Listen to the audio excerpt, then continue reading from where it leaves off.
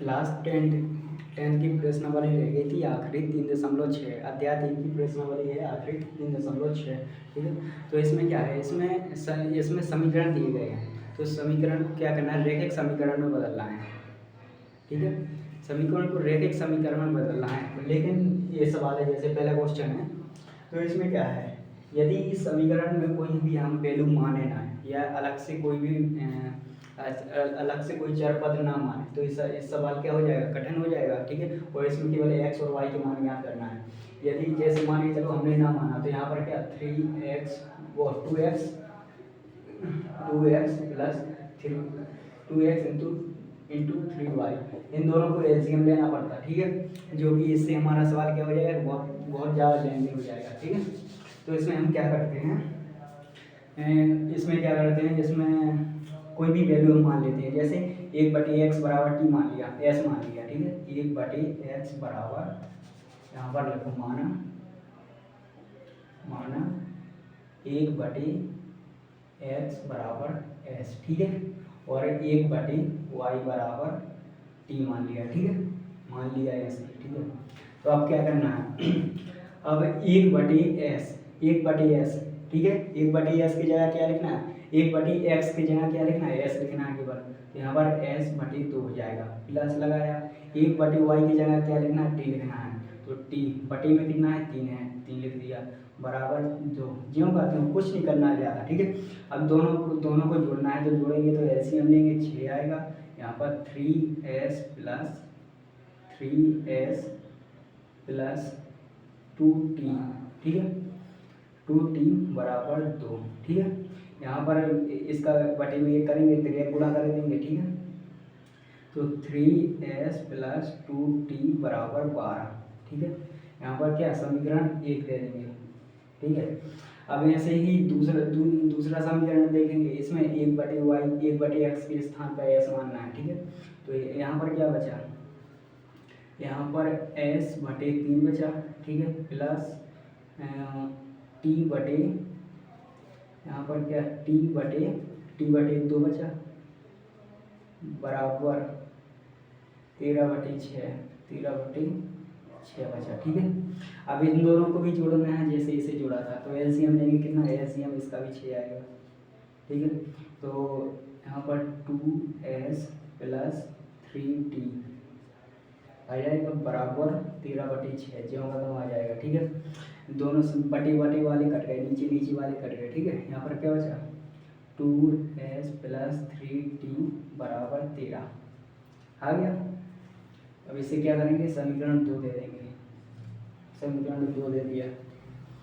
अब क्या करेंगे, अब इसमें क्या करना है, अब इसे प्रतिस्थापन विधि द्वारा, विलोपन विधि द्वारा और बज्र गुणनखंड विधि, तीनों विधि द्वारा इसे हल कर सकते हैं। तो हम इसे किस विधि द्वारा हल करें, ताकि ये ज़्यादा कठिन ना हो, इसे हम विलोपन विधि करते हैं। ठीक है, लेकिन विलोपन विधि में क्या, ये पक्ष आपको काटना पड़ेगा, या इसमें से s को काटना पड़ेगा या t को काटना पड़ेगा। और जब s और t कब कटेंगे, जब s यहाँ का s बराबर हो और यहाँ का t बराबर हो, और घटा देंगे तो प्लस माइनस से बराबर वाले कट जाएंगे। ठीक है, तो हम इसे इन दोनों समीकरण को बराबर करते हैं। ठीक है, मतलब एक पक्ष को भी बराबर करते हैं, s को हम बराबर कर रहे हैं, इसमें 2 का गुणा कर रहे हैं, समीकरण 1 में 2 का गुणा करने पर। ठीक है,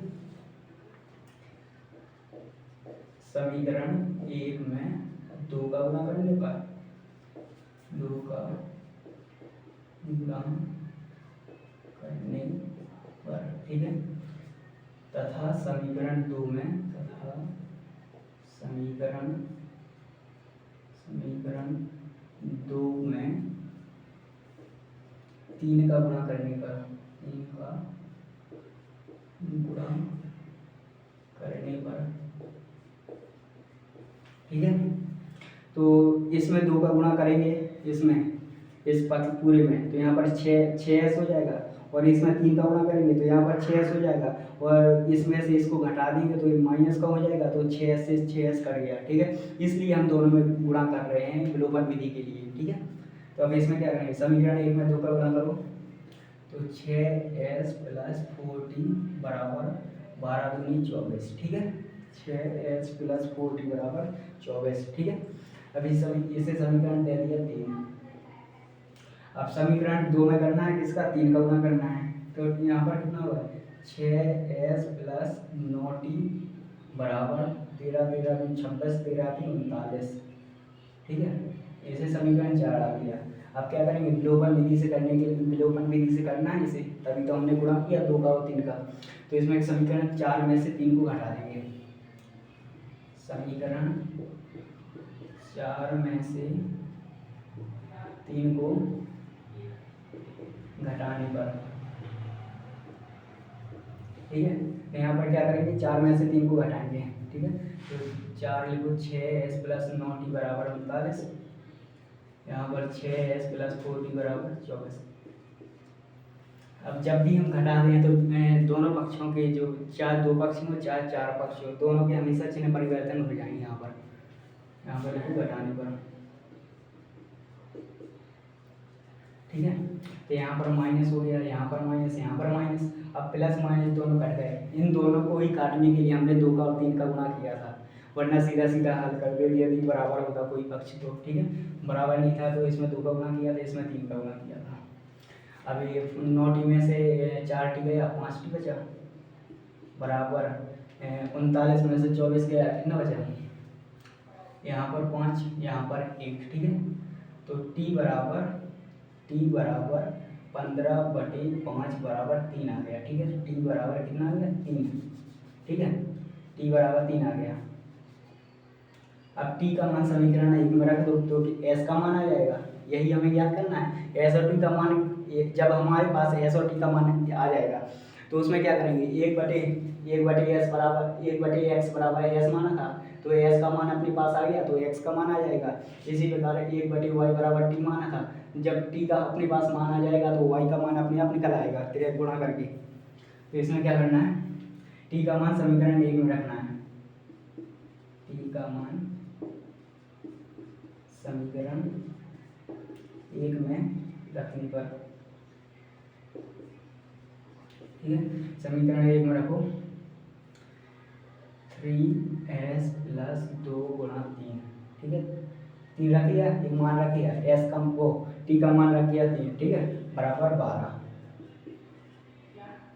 तो यहाँ पर कितना 3s प्लस 6t बराबर वो 3 प्लस 6 बराबर 12। 3s बराबर 6, एक उस तरफ जाएगा। ठीक है, तो s बराबर 6/3 बराबर 2। s बराबर कितना आ गया, यहाँ पर 2 आ गया। ठीक है, s बराबर 2 आ गया। जब अपने पास s और t का मान आ गया, अब अपन ने s और t को क्या माना था। ठीक है, s को माना था 1/2, वो 1/x। ठीक है, अब यहाँ पर रखो, चूंकि का चिन्ह होता है डबल बिंदु ऊपर और एक बिंदु नीचे। ठीक है, चूंकि 1/x बराबर s। ठीक है, तो क्या करना है, 1/x बराबर 2। ठीक है, अब इसका गुणा, अब इसका पक्षांतर करेंगे। ठीक है, तो इसका s बराबर कितना आ जाएगा, s बराबर 1/2। ठीक है, क्योंकि ऊपर नीचे हो गया, ये ऊपर जाएगा तो ये भी ऊपर जाएगा। ठीक है, s बराबर 1/2 आ गया। और चूंकि एक इसीलिए इसी प्रकार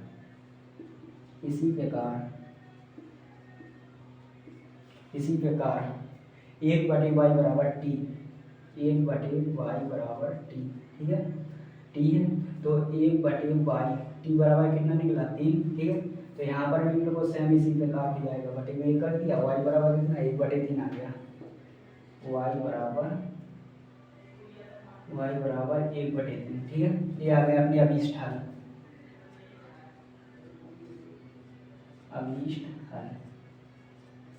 ठीक है, ये अपने अभीष्ट हल आ गए दोनों x और y। उसने कहा था रैखिक समीकरण। रैखिक समीकरण क्या होता है, जिसमें घात एक हो, तो रैखिक समीकरण के मान आ गए अपने। ठीक है, अब दूसरा क्वेश्चन इसी प्रकार, दूसरा क्वेश्चन में क्या करना है, दूसरा क्वेश्चन हम आपको बता दे रहे हैं, मुँह से ही बता दें। जो दूसरे क्वेश्चन में 1/√x है, ठीक, वो 2/√x प्लस 3/√y। तो इसमें 1/√x को s मान लेना है और 3/√y को क्या मान लेना है, t मान लेना है। ठीक है, फिर s और t में आ जाएगा तो सेम बिल्कुल जैसा सवाल ये है फिर ऐसा सवाल बन जाएगा। ठीक है, तो इसका हम ये सवाल नहीं करवा रहे हैं, हम इसका सवाल करवा रहे हैं, तीसरा क्वेश्चन करवा रहे हैं। ठीक है, तीसरा क्वेश्चन देखो हम, क्योंकि उसमें 1/√x बराबर t मान लो और 1/√y बराबर वो 1/√x बराबर s मान लो और 1/√y बराबर t मान लो। फिर बस जैसा एक क्वेश्चन था बिल्कुल सेम बिल्कुल वैसा ही मिल जाएगा। ठीक है,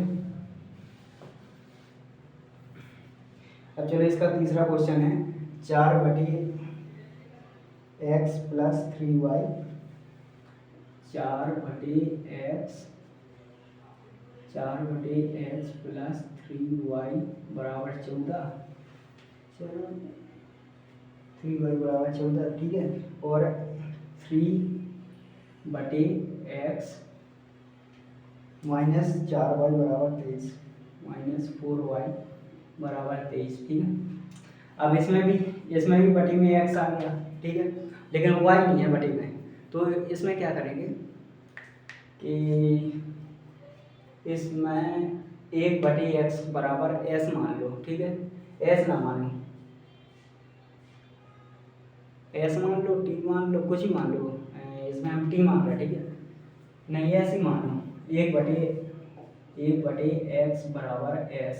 ठीक है, कुछ भी मानो। ठीक है, ये फर्क नहीं पड़ता कि क्यों क्या माना क्या नहीं माना। ठीक है, तो 1/x बराबर s मान लिया। ठीक है, अब चलो 1/x इसकी जगह क्या लिखना है, s लिखना है। ठीक है, और 4 है बगल में तो 4s आ जाएगा। ठीक है, इस तरफ लिखो 4s आ जाएगा। ठीक है, s ना मानो यार, 45 लिख रहा है यहाँ पर, t मान लो। ठीक है, 1/s बराबर t। ठीक है,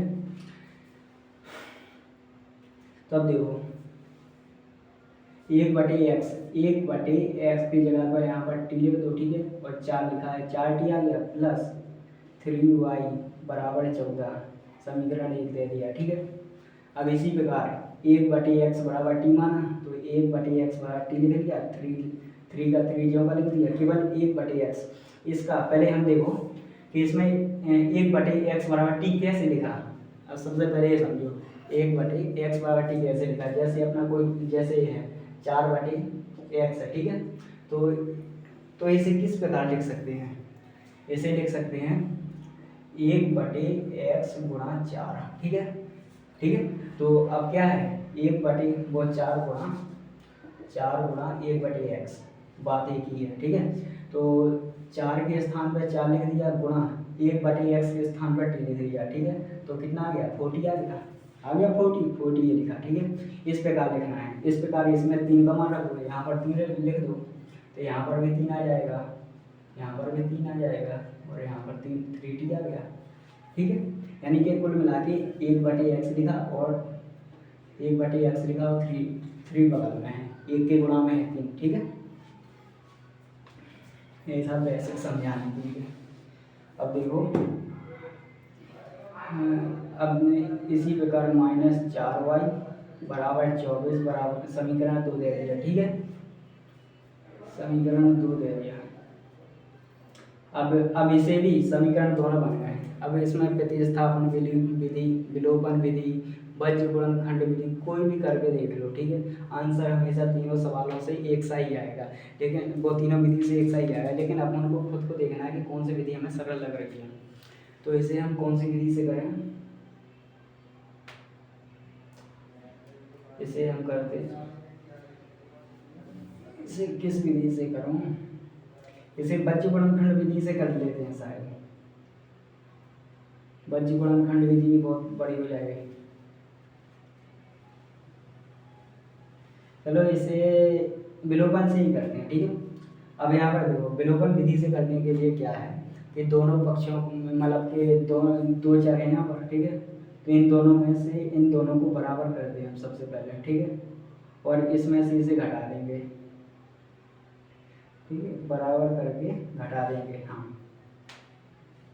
घटा कहाँ देंगे, जोड़ भी देंगे या फिर इन दोनों को बराबर कर लो, फिर जोड़ देंगे डायरेक्ट। हाँ ऐसे ही कर लो, ठीक है। इन दोनों को बराबर कर रहे हैं, ये बीच वाले y को 3y को और 4y को बराबर कर रहे हैं, तो इसमें 4 का गुणा करना पड़ेगा, इसमें 3 का गुणा करना पड़ेगा, ठीक है। तो समीकरण 1 में यहाँ पर देखो, शुरू में देखो, समीकरण 1 में 4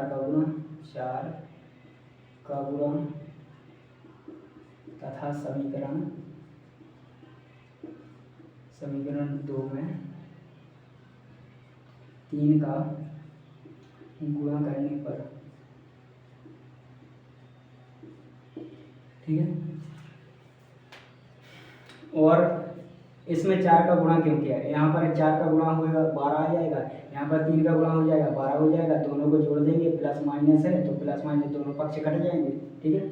इसलिए यहाँ पर समीकरण 1 में 4 का गुणा किया तो यहाँ पर कितना हो गया 16t प्लस 12y बराबर 14, 14 में 28, 14 3 42, 14 14 चौको 56, ठीक है, 56 यहाँ पर, ठीक है। अब यहाँ पर समीकरण डाल दो, यहाँ पर समीकरण डाल दो 3, वो हाँ 3, समीकरण 3, ठीक है। अब समीकरण 2 में 3 का गुणा करना है, समीकरण 2 में 3 का गुणा करो, यहाँ पर कितना है 9t माइनस 12y बराबर, अब इसमें 3 का गुणा करो, 4 दूनी 8, 4 3 12, ठीक है, 4 दूनी 8 1 9, 24 3 48, 24 दूनी 48, 24 3 72 होता है, 3 दूनी 6 1 7, ठीक है, यहाँ पर 72 आ गया, ठीक है। 4 दूनी 3 का गुणा ना करती 4 को 12 और 3 दूनी 6 1 7, ठीक है, 72। ऐसे समीकरण डाल दिया 14, समीकरण 4। अब समीकरण 3 और 4 को जोड़ने पर, ठीक है, यहाँ पर लिखो समीकरण 3 व 4 को जोड़ने पर, अब आप लोगों को ये भी डाउट होगा कि हर सवाल में हम घटाते हैं, इसमें जोड़ते क्यों हैं। इसमें हमने इसलिए जोड़ा है कि जो 3 वो 12y है और ये भी 12y है, ठीक है, लेकिन ये दोनों क्या है प्लस माइनस में है, तो जोड़ भी देंगे तो भी कट जाएंगे, ठीक है, इसलिए इसमें घटाया नहीं है, क्योंकि एक प्लस एक माइनस है इसलिए घटाया नहीं है। यदि दोनों के चिन्ह पर एक जैसे होते तो हम जोड़ते या घटाते, वो तो हम घटाते हैं, दोनों के चिन्ह एक जैसे होते तो हम घटा देते, लेकिन इसमें क्या है दोनों के चिन्ह अलग अलग हैं तो वे तो जोड़ने पर ही कट जाएंगे, ठीक है। तो समीकरण 3 और 4 को जोड़ना है, 3 वो 16t प्लस 12y बराबर 56, ठीक है, और 9t माइनस 12y बराबर 72, ठीक है, दोनों को जोड़ने पर। अब दोनों को जोड़ देंगे तो इसमें तो चिन्ह परिवर्तित होना ही नहीं है, ठीक है, जोड़ दे 16 और 9, 16 में कितने 25t, ठीक है,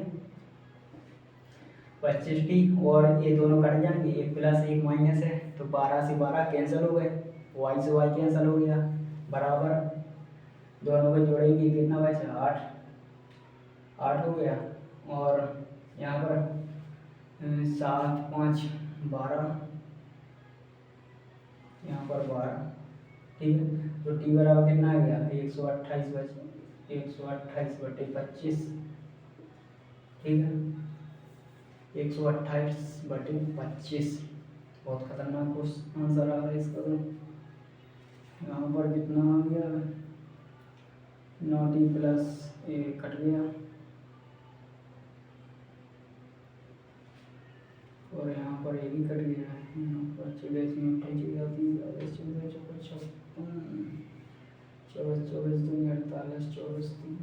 72, ठीक है। अब इसमें t का मान समीकरण 1 में रख दो, t का मान समीकरण 1 में रखने पर, ठीक है, t का मान समीकरण एक में रखने पर, ठीक है, टी का मान समीकरण एक में रखो, 4 गुणा टी का मान कितना है 128/5 वो 25 प्लस 3y बराबर 14, ठीक है। बहुत खतरनाक क्वेश्चन आ रहा है, ठीक है। अब ऐसे क्या करेंगे, 4 का गुणा करो, 8 16 32 2 हासिल 3 4 दूनी 8 9 10 11 ये 4 1 4 512/25 प्लस 3y बराबर 14, ठीक है। अब यहाँ पर क्या करेंगे, यहाँ पर इसे उस तरफ ले जाएंगे तो 3y बराबर 14 माइनस 512/25, ठीक है। तो अब 3y बराबर, अब इन दोनों को दो बटे ये करके इन दोनों को घटाएंगे, एलसीएम लेंगे 25 आएगा, ठीक है। अब एलसीएम लेंगे 25 आएगा तो यहाँ पर 25 चौको 100 जीरो हंसलाई 10 25 एकम 25 3 35, ठीक है। 25 एकम 25 25 चौको 100 जीरो 10 25 एकम 25 10 35 माइनस 512/25, ठीक है। तो यहाँ पर कितना आ जाएगा 3y बराबर 512 में से 350 गए, कितना है 512 में से 350, यहाँ पर 2 आ गया, यहाँ पर 5 10 यहाँ पर 6 यहाँ पर 162, ठीक है। 162 वो भी माइनस का बटे में 25, ठीक है। और तो y बराबर कितना आ जाएगा, y बराबर यहाँ पर 375, y बराबर -162/75, ठीक है, -162/75, ठीक है। अब इसमें क्या करेंगे, इसमें y का मान तो आ गया, इसमें t 1/x बराबर t माना था, ठीक है। इसमें लिखेंगे क्योंकि 1/x बराबर t, ठीक है। तो 1/x का मान क्या है, 1/x का मान 1/x बराबर t बराबर कितना निकला 28/25, 1/x बराबर 128/25, तो x बराबर 25/28 128, ठीक है। एक ये आ गया, एक ये आ गया, x का मान ये है, x का मान ये है, y का मान ये है, ठीक है। यही अभीष्ट हल है, यही अभीष्ट हल है, ठीक है। अब इसमें क्या करना है, अब इसका एक क्वेश्चन है, देखो चौथा क्वेश्चन, चौथा नहीं करवा रहा है, ठीक है। चौथा नहीं, इसका सबसे ज़्यादा क्वेश्चन, सबसे आने वाला क्वेश्चन देखो, ठीक है। 7वां क्वेश्चन 5 6 7वां, ठीक है। ये क्वेश्चन आने लायक है।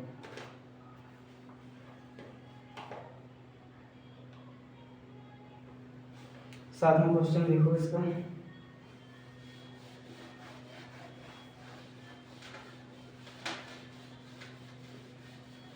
बहुत खतरनाक क्वेश्चन है ये, इसमें 4 4 5 5 प्रकार से हल करना है, मेहनत लगती है इसमें। इसका 7वां क्वेश्चन देखो,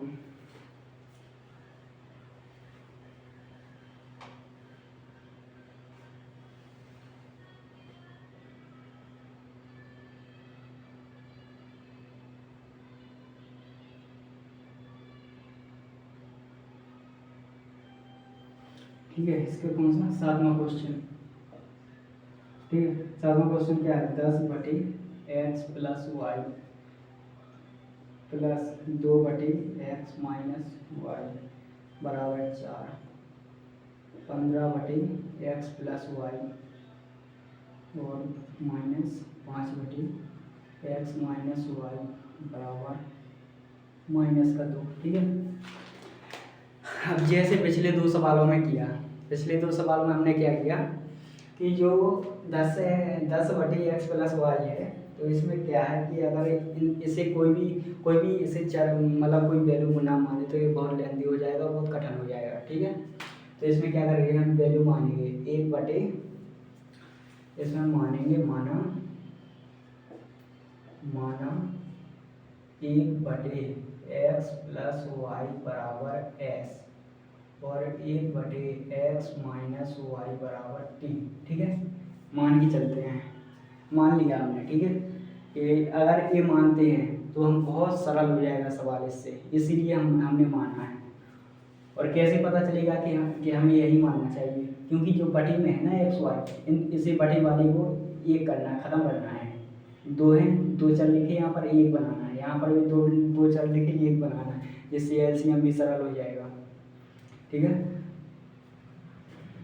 मतलब कि इस पूरे को ख़त्म ही करना है, बटी में कोई भी चर ना होना चाहिए, बटी में कोई भी चर पद ना होना चाहिए। तो 1/x प्लस वाई के स्थान पर क्या लेना है, एस। तो यहाँ पर कितना है, 10s आ जाएगा। ठीक है। यहाँ पर 10s आ जाएगा और 1/x माइनस वाई के स्थान पर टी लिखना है, प्लस 2t आ जाएगा बराबर 4, समीकरण 1। ठीक है। अब इसी प्रकार इसमें भी 1/x प्लस वाई को क्या माना है, एस, 15s आ जाएगा, प्लस वो प्लस नहीं है, इसमें माइनस है, -5t आ जाएगा, x माइनस वाई को टी माना है, बराबर में -2, समीकरण 2 ले लेंगे। अब क्या करेंगे,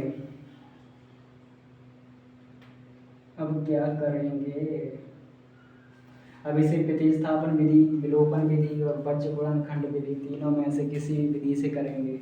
लेकिन हमने क्या किया, इसे समीकरण पहले में समीकरण 1 में करेंगे हम किसका गुणा, 3 का गुणा, समीकरण 2 में करेंगे 2 का गुणा।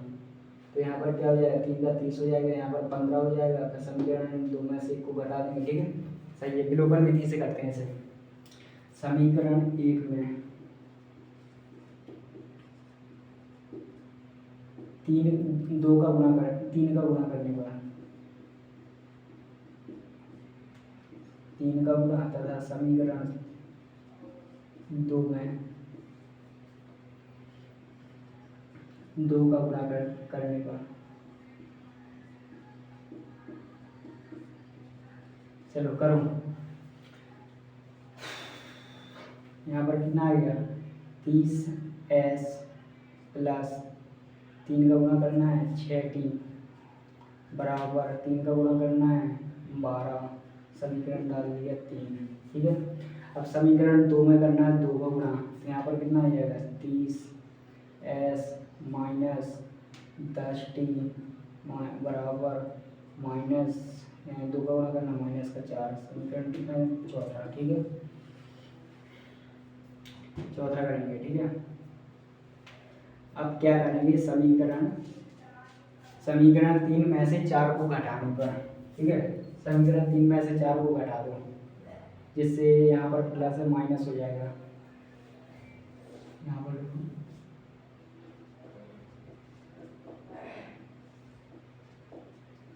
से 4 को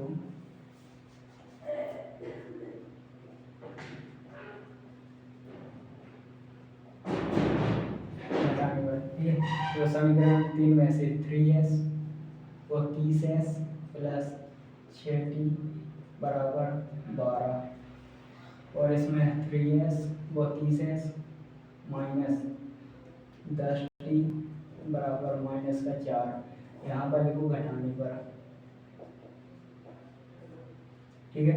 जब भी हम घटाने पर लिखेंगे तो दोनों सबके चिन्ह क्या हो जाएंगे, नीचे वाले के बदल जाएंगे, प्लस है माइनस हो जाएगा, माइनस है प्लस हो जाएगा और माइनस है प्लस हो जाएगा। ठीक है। तो प्लस और माइनस दोनों कट गए। इसी को काटने के लिए हमने इसमें 3 का और 2 का गुणा किया था कि एक पक्ष कट जाए, कोई बात कोई भी। ठीक है। अब यहाँ पर क्या करेंगे, 6t प्लस 10t, यहाँ पर कितना 16t, ठीक है। यहाँ पर कितना आ गया 16t, दोनों जुड़ गए। और बराबर में कितना आ जाएगा, बराबर में भी 16, 12 प्लस 4 16, ठीक है। तो t बराबर 1 आ गया, t बराबर 1, ठीक है। अब t का मान समीकरण 1 में रख दो, t का मान समीकरण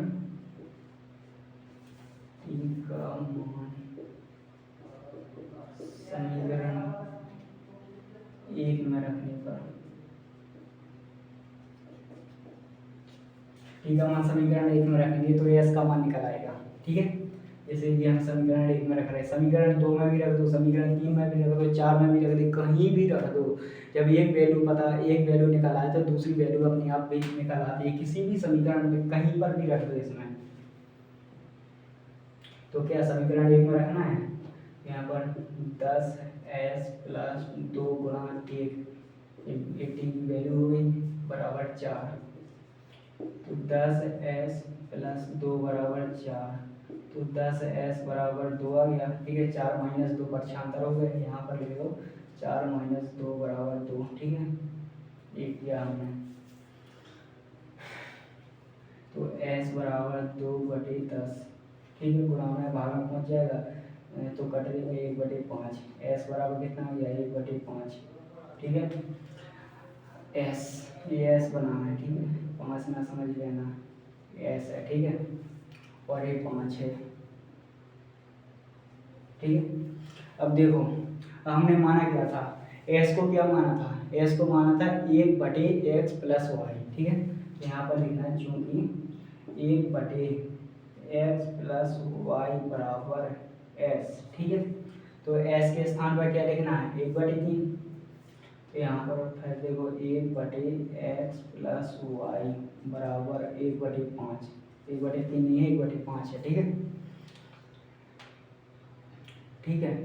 तो अब इसे क्या करेंगे, अब ये भी बहुत लफड़ा हो रहा है यहाँ पर, इस बोर्ड को भी भरना पड़ेगा, ठीक है। यहाँ पर कितना आ गया 1/x प्लस वाई बराबर कितना 5, 1/x प्लस वाई बराबर s, ठीक है। तो 1/x प्लस वाई कितना आ गया s का मान क्या था 1/5, 1/5 केवल s के स्थान पर 1/5 किया और बराबर कर दिया, ठीक है। तो अब इसमें क्या करेंगे, त्रिक गुणा करेंगे, ठीक है। तो यहाँ पर क्या आ जाएगा x प्लस वाई बराबर 5, समीकरण चौथा हो गया था, 5वां समीकरण 5 का दिया, ठीक है। अब देखो इसमें क्या करना है, और अब देखो अब 1/x माइनस वाई बराबर टी माना था, 1/x माइनस वाई बराबर टी माना था, ठीक है। तो 1/x माइनस वाई, टी की वैल्यू कितनी है, टी बराबर कितना 1 निकला, ठीक है। यहाँ पर 1/में 1 किया, ठीक है, त्रिक गुणा कर दिया तो का क्या क्या निकला x माइनस वाई बराबर 1, समीकरण इसे 6 दे दिया, ठीक है। अब इसे साफ करना पड़ेगा, इस सवाल को इसीलिए हमने बताया है कि ये बहुत कठिन हो जाएगा, बहुत बड़ा हो जाएगा, कठिन तो नहीं है। अब समीकरण 5 और 6 आ गया, ठीक है। तो समीकरण 5 और 6 को जोड़ने पर जब दोनों को जोड़ देंगे तो y से y कट जाएगा, इसीलिए हम जोड़ रहे हैं कि एक भी कोई भी एक पद कट जाए, समीकरण, ठीक है। समीकरण 5 व 6 को जोड़ने पर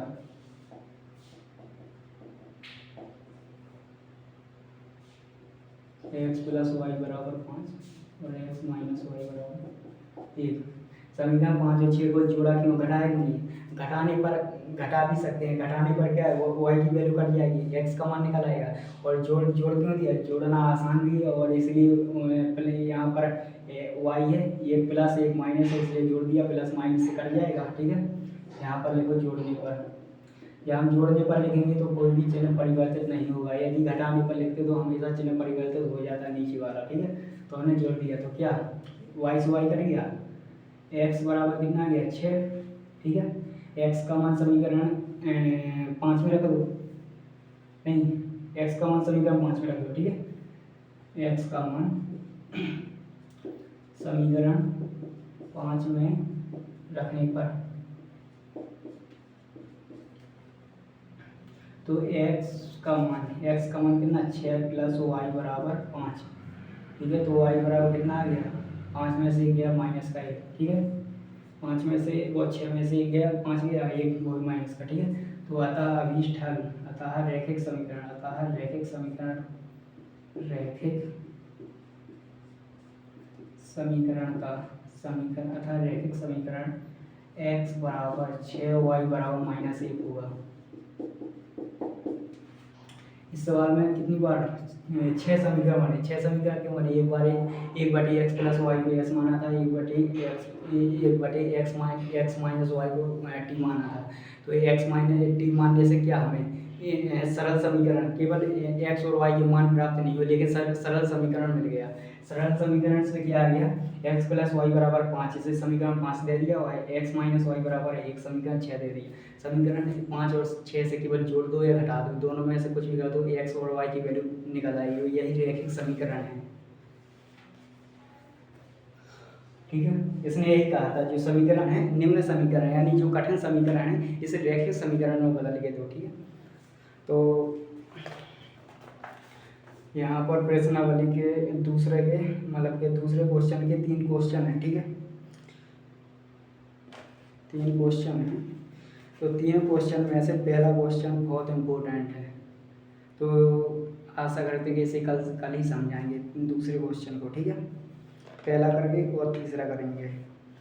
दूसरा क्वेश्चन रैखिक समीकरण से ही करना है, वो तो सभी, ठीक है। तो हम इसका दूसरी का क्वेश्चन कल समझाएंगे दूसरे से।